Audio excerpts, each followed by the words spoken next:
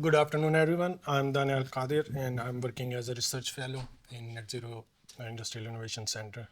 So the project we are working on in collaboration with Durham University and our industrial partner, Varmatics, is about development and performance characteristics of hydrogen-ready industrial burners.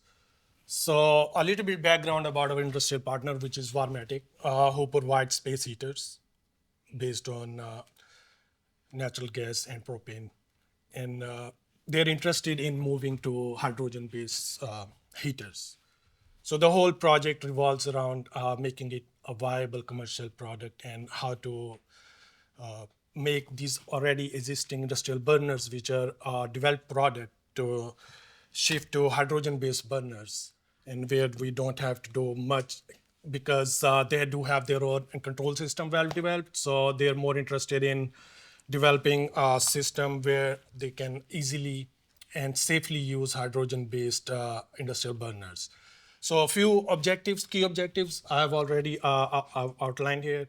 One is to develop UV cell based flame rectification to have a extra safety feature and have a better control of the burner, to develop a flashback back protection integrated with premixed burners import design. So we already do have a product, and we just need to come up with a solution in terms of its practicality and industrial application. Finally, optimize premix burners output and evaluate premix burners combustion emissions according to standards, since our industrial partners are interested in certification for this hydrogen-based industrial burner. So we need to meet those emission standards set by British Environmental Protection Agency.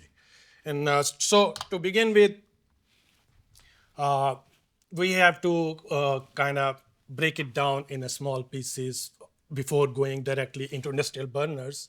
We have to come up with innovative solution and the cheaper ones to test them in open pipe setup before going to burner setup where it's just a closed design and import design. So the key aspects of the projects are using hydrogen's wider flammability to achieve the similar power output, which these industrial burners have been providing in using those uh, natural gas and propane-based gases. So without compromising power output. Second, rectification. We need a newer rectification solution, since hydrogen flame, they don't offer any visibility in terms of at least flame, so you can't actually see it. So to control output and control flame stability, you need a system where you could actually sense that hydrogen being burnt and without losing any power. So the third one, in terms of safety, developing a flame arrestor system where in case of flashback or any other aspect of combustion, we do have some safety protocols in place. And finally, definitely to meet those British standards so that this product could be commercially available finally. So a few of the items which we bought off the shelf so that we could try test our ideas is using UV cell, which is already being used for fire safety purposes. So we are trying to use this UV cell for sensing burner. So the challenge is how to insert this UV cell in a burner setup where you just have whole burner plate and a closed setup, and you need to find a right position where you don't damage this UV cell and you can actually effectively control flow and the flame stability. You can see Photon 65 burner, that's an industrial burner which our Varmatic collaborators, industrial partners, they have provided us with, and we have to work on this industrial product so that it could be later showcased as a hydrogen ready industrial burner. And we used optics 400 infrared camera. Since I already explained, we can't see hydrogen burning, so we need to somehow detect and to get these results and to identify that we do have enough flame stability in there, and we are actually working with enough fuel to control that flow and output of the burner. So a few methodologies which we employed, since these burners are based on natural gas and propane. So we devised our experiments in a way that we do get data for natural gas and propane both. And as you can see, there is a mix of hydrogen content, enrichment of that gas from 0 to 100% hydrogen. And for the quenching purposes or flame arresting in the input design of the burner, we came up using these meshes, which are already has been reported in literature and being used, but to get them and fix them in the burner port and to see that if they really do work in presence of hydrogen. So these are certain properties which I have tabulated here for the meshes which we have used for flame arrestor. And at the first step, before moving into our industrial burner setup, we have tried open fire setup, which is like famous Bunsen burner. We tried to use all the flame mixture which we were interested in, and our sensing material and flame quenching technology, which we used mesh in our cases. So we tested these both items for open fire setup to see that what could be the right position for sensor to be in, since it is reported that position of a sensor, not only axial but also angular position, it does affect its ability to sense and provide signals in which helps to control then the flow of the fuel gases, and definitely then the flame, which gives us that output. So the first study which we did was flame propagation and quenching dynamics. As you can see in the figure, probably there is too much detail in there, but I will try to kind of simplify it. If you see that molybdenum, tungsten, steel, and bronze, you can see how flame changes with the mixture, which is over there. At the top, on the top left, we have 100% propane, and then at the bottom, we do have hydrogen.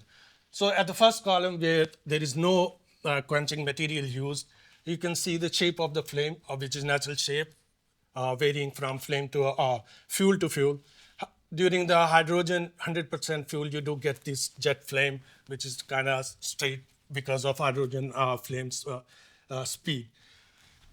However, when you use molybdenum, tungsten, steel, and bronze, which are the four commonly used matches to arrest the flame, to do the flame quenching, we concluded and we realized that it's effectively tungsten does the better job, but again, the problem is tungsten is very expensive.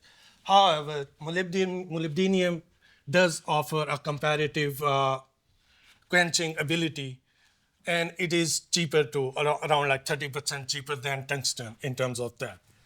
So with the when we change enrichment content of hydrogen in a fuel, you can see that in case of molybdenum, we have kind of reduced the flame size to the minimum level, which we could see. And if you compare it along for different meshes, you can see molybdenum does the best job by kind of spreading or squishing, I would say, the flame across the port surface and without losing much of the heat content. It actually effectively dissipates it across the surface and tries to kind of control the flame when it's needed. So infrared camera flame visualization, as you can see, we used, if we go from S1, which is 0% hydrogen content in the fuel mixture, to 100% H2, you can see that it's way easier. And actually, when we got this infrared camera, even the company didn't know that it could be used for hydrogen visualization. So we just thought, okay, let's give it a try. Maybe it works. And it actually did work. And we, I would say, effectively and successfully got this imagery, rather looking at it through the visual observation, through the naked eye. We were just able to capture those images of flame. So without losing any image quality, or let's say without our ability to visualize flame, even in case of 100% hydrogen, we were like able to visualize that hydrogen flame, which was totally invisible for the naked eye. So how did this whole thing help us is to achieve better control when we were running these experiments. So with the addition of hydrogen in comparison to blend fuel where we had 100% propane. So moving from 0, 10, 20, 30, 50. So you had kind of turbulence because it was an open fire experiment, and you were losing that visibility of flame. So it actually helped us to control the whole combustion process and effectively stabilize the flame for the further studies. So infrared camera, I mean, it could be definitely used for in terms of control if somehow these our industrial collaborators find a way to fix it in their burner, or otherwise UV sensor could definitely help us. So depending on what kind of application we are looking for, but these infrared cameras come handy when it comes to actually detecting or visualizing hydrogen flames. So for hydrogen flame sensors, which was to develop this rectification process for hydrogen-based burners, we studied here that how its axial position would affect, since it's been reported in literature that the position of sensor definitely would affect how effectively the flame is detected. So the result shows, as you can see, we got 3 parameters. These are arbitrary values since it was the whole observation through infrared camera. We assigned some values and see that, okay, where the flame blows off, what's the flame visibility, and what's the flame sustainability. 2 extreme cases here I have reported. As you can see, it's 5% hydrogen content, which is the minimum we, for the comparison purposes, I have shown here, and then 95%. So you can see that at 70 millimeter, which was effectively the vertical height from that, I will say, burner plate for the combustion, where we got effective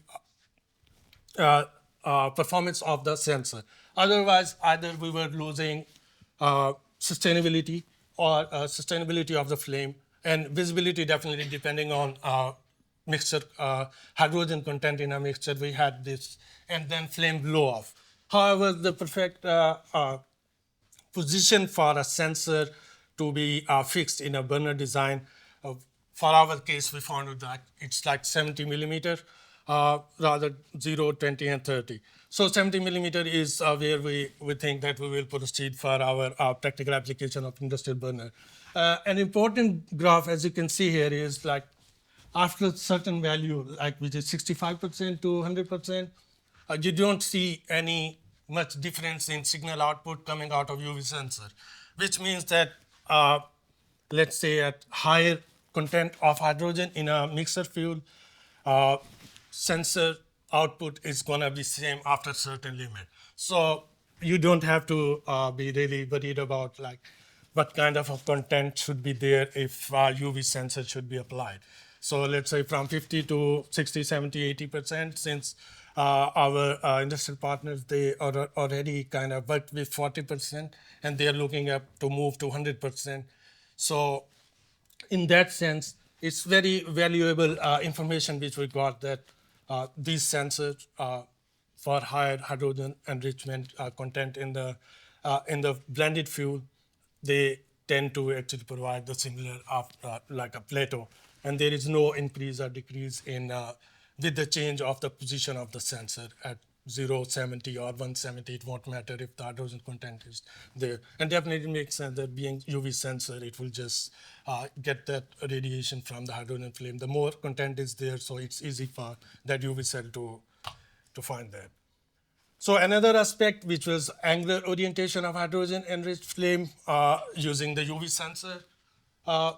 As you can see here, there is a reference flame at 45, which was the position we found that from between 0, 20, and 45 degree angle from that burner plate. Uh, 45 is the one where you could get the maximum output without losing visibility or without the danger of flame being blown out. However, if you look at this picture on the right, you can see that this visualization through IR camera, after a certain limit, in cases of E, F, and G, let's say, after that you don't see, you start to lose that visibility. And where this is hydrogen 100%, you can't even see anything over there. So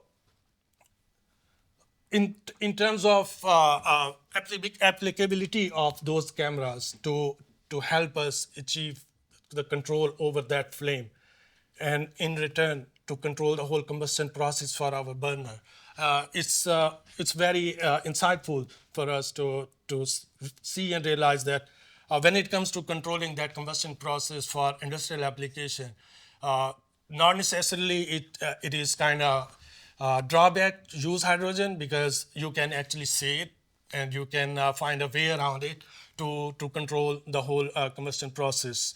And using this information in terms of placement of UV sensor and finding this particular angle and distance from that burner plate.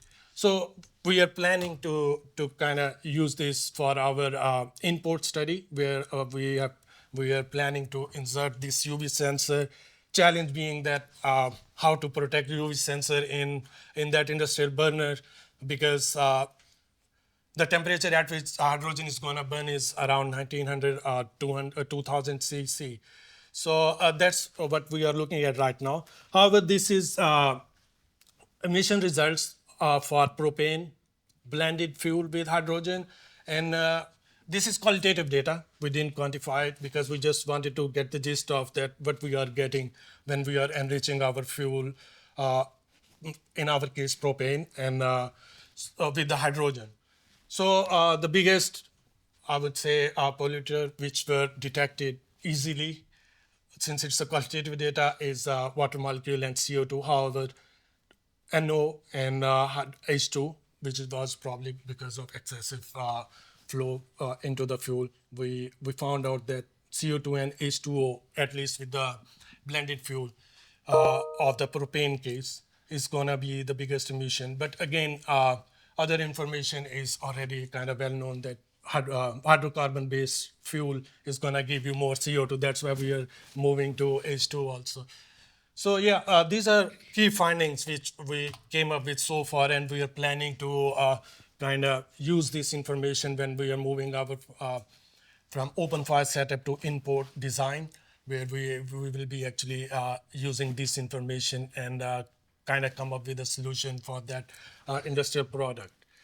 So we will be heading forward with molybdenum-based quenching mechanism, where we will have to kind of replace our import design and the burner plate attached with molybdenum mesh, which we got. And it makes sense in terms of feasibility and economic sense also, because it's rather cheap and offers a competitive quenching ability. And UV cell, which turned out to be working well for hydrogen case, and we will be moving forward. And it's a cheaper product, maybe 100 quids, and even lesser. You can find it if you're looking for from Alibaba probably. And axial and angular alignment, we found it, and we will see that if the same angular and axial information is also usable in practical industrial burner, since it's kind of design is a bit different. But again, we are in a process of testing these findings for our real burner, and we don't have results yet, but we are in kind of process of running those tests right now.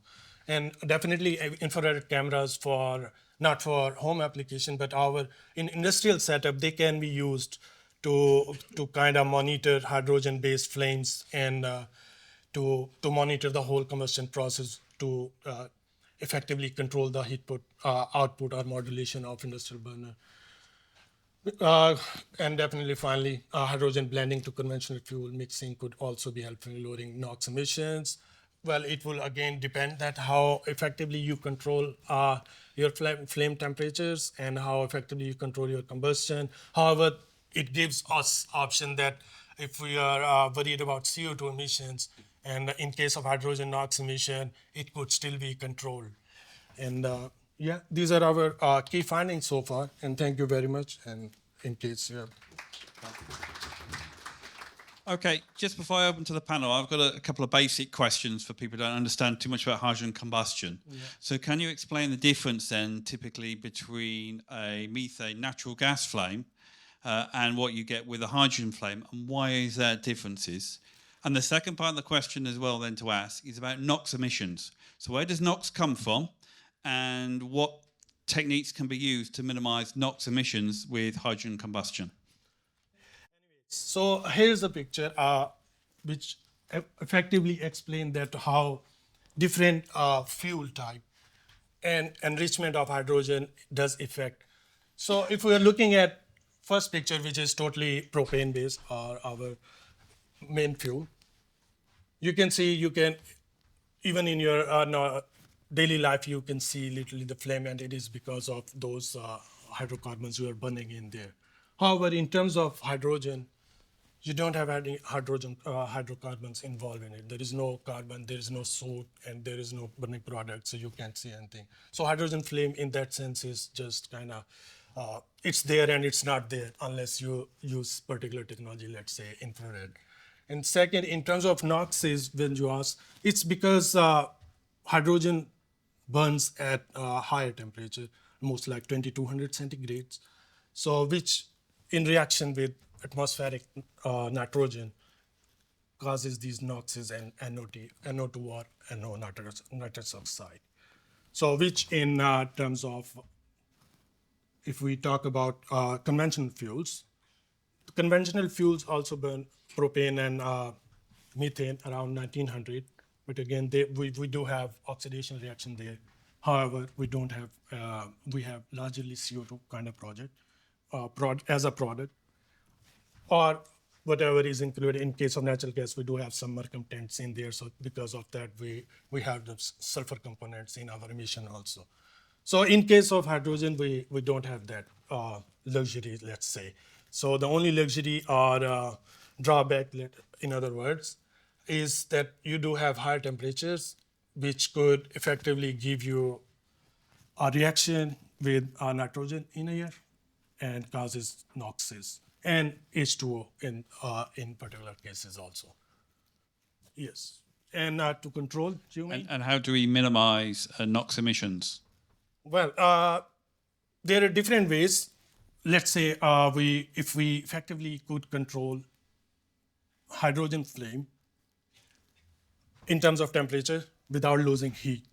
So we do have heat, enough heat, but we don't have that higher temperature to catalyze that reaction which causes NOx emission. So there is another researcher who is working on this particular project, so whose task is to capture NOx. So he designing the catalyst. That catalyst will goes into the exhaust nozzle. So that exhaust nozzle, once these gases will come out from this exhaust, so that catalyst will help to capture that particular NOx. So that is for package 5. So ID is not here. So he probably in second room. So he is working on this particular catalyst. Thank you.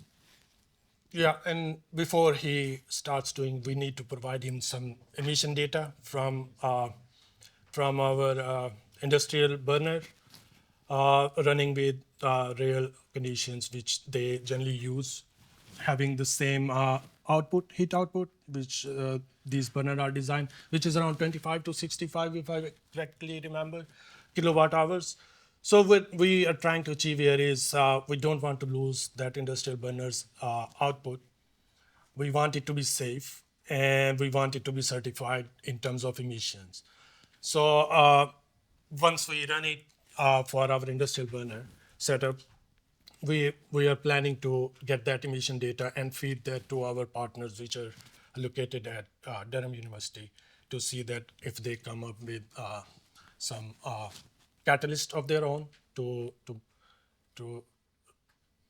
reduce those emissions to meet standard criteria. Oh, okay, can we thank Daniel, please. Thank you very much.